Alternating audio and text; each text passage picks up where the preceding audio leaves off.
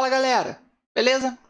Na aula de hoje a gente vai falar sobre cromatinas e cromossomos. A gente vai entender a diferença entre essas duas estruturas, por que a gente consegue guardar essas informações genéticas dentro do núcleo e o que justifica células diferentes do nosso corpo, como um neurônio, uma célula muscular, terem exatamente as mesmas informações genéticas.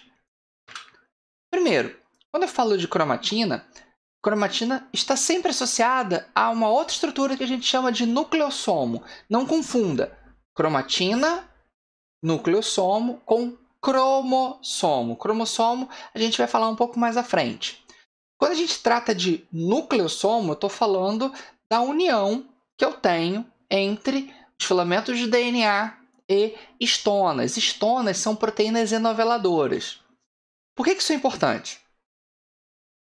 Pensa aqui comigo. Se eu disser para vocês que nas células do seu corpo existem moléculas de DNA que chegam a 1 metro de comprimento, isso cabe dentro delas? É difícil de acreditar, eu sei, mas como que elas vão caber? Elas estão tão enroladas, tão torcidas, tão compactadas, que elas conseguem caber em células microscópicas. E isso vai acontecer graças às histonas, que são justamente proteínas que têm a função de compactar esse DNA. Agora, como que o DNA e as histonas vão se unir, vão se encaixar? Eles vão se encaixar, vão se unir por uma atratividade química. É bem simples. O DNA é rico em fosfatos, então ele tem carga negativa. As histonas, por sua vez, têm carga positiva, então eles se atraem e vão se unindo ali, vão se torcendo, se enovelando, e aí esse conjunto vai formar o que a gente chama de cromatina. Então a cromatina já é um filamento de DNA menorzinho, já compactado. Quando eu trato de cromatina, aí vem uma parte muito legal. Eu posso ter regiões da cromatina que são mais condensadas e regiões da cromatina que são menos condensadas. Essas regiões que são mais condensadas, elas são chamadas de heterocromatina. Hétero, diferente, distinto. A região que é menos condensada é chamada de eucromatina. Lembra que eu é verdadeiro. Por que esse nome? Na região da eucromatina, nós temos o que a gente pode chamar de região codificante. Por que isso? Porque naquela célula, essa região da cromatina vai ser usada para produzir proteínas. Já a região da heterocromatina, ela fica condensada, então não é possível formar RNA mensageiro usando aquela região. Então é uma região que fica inutilizada. Lembra que eu falei que célula nervosa e célula muscular têm as mesmas informações genéticas, mas produzem substâncias diferentes. Como que isso vai ser possível? Graças a heterocromatinas e eucromatinas em posições diferentes. A gente pode falar, então, em expressão gênica. As heterocromatinas e eucromatinas vão determinar a expressão gênica.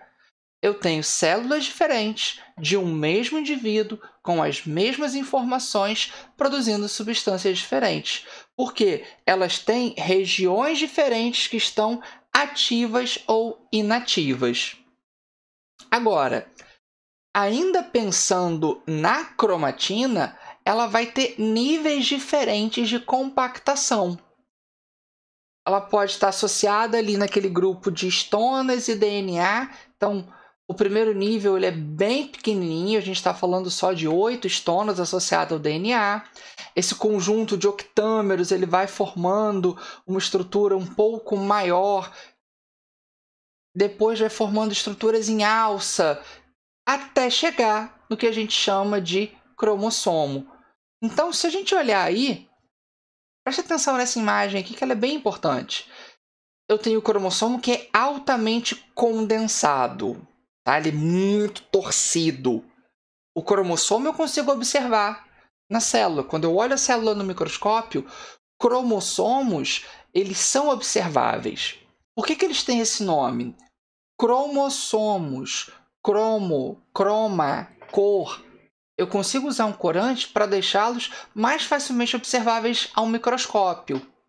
Já a cromatina, como ela é distendida, eu não consigo observar no microscópio. E essa é a diferença de cromatina para cromossomo, é o grau de condensação. Olhando nessa imagem, eu tenho o cromossomo altamente condensado em um extremo e a fita dupla hélice de DNA no outro extremo. Ela se une lá às histonas, forma o nucleossomo, e esse nucleossomo vai se agregando a outros, formando uma estrutura maior, até formar a minha cromatina, que é esse filamento distendido. E quando esse filamento fica bem enroladinho, eu tenho o cromossomo. Então, nesses cromossomos, eu tenho uma molécula de DNA, percebam isso, cada um cromossomo é uma molécula de DNA. Eu tenho uma molécula de DNA altamente condensada e nessas moléculas de DNA eu tenho os meus genes. As informações genéticas, eles ficam nos nossos cromossomos, ficam nas nossas cromatinas. Não importa o grau de condensação. O grau de condensação tem relação direta com a divisão celular. Cromossomos eu vou encontrar durante a divisão. Cromatina, fora da divisão. E aí, quando eu falo em cromossomo, como ele está ali altamente condensado, primeira coisa, cromossomo ele tem uma organização específica. Então, a gente tem ali, numa região mais ou menos central, o que seria o centrômero. Nós temos lateralmente posicionado ao centrômero estruturas proteicas chamadas de cinetócoro. Centrômero é uma estrutura formada também por DNA, tá? Que tem a função apenas estrutural. A gente vai encontrar muitos componentes no nosso cromossomo que são meramente estruturais. O que significa dizer que o componente é meramente estrutural? Que ele não tem informação para produzir proteína. O centrômero é um deles. Ele vai ser usado para divisão celular juntamente com esse cinetócoro. A gente tem também os telômeros, que ficam nas extremidades dos nossos cromossomos. Eles são extremamente importantes para evitar o encurtamento dos nossos cromossomos durante a divisão. É claro que ao longo do tempo eles acabam encurtando, é justamente isso que causa o nosso envelhecimento. Mas a função do telômero é gerar essa proteção ao encurtamento, ok? A gente tem inclusive enzimas que vão proteger ainda mais, que é o caso da telomerase. E a gente também pode encontrar regiões de constrição, né? Regiões onde eu tenho uma separação, que são as chamadas zonas satélites. E aí, nessa imagem, vocês podem observar uma outra característica importante dos cromossomos. Eu posso ter cromossomos simples ou cromossomos duplicados. Gente, contem sempre pelo centrômero. Um cromossomo simples, um cromossomo duplicado. A quantidade de cromossomos não muda. O que vai mudar são as perninhas do cromossomo, tá? Se ele vai ter um braço cromossômico ou 2 braços cromossômicos. Então, o que eu tinha falado com vocês, a região de constrição, formando a zona satélite e o meu cromossomo duplicado. Então, eu tenho uma cromátide irmã que é idêntica à outra cromátide irmã. Isso aqui vai acontecer lá na replicação, quando esse DNA ele estiver se duplicando, para se preparar para a divisão. Lembra que eu falei que cromossomos eu vou encontrar durante a divisão. Beleza?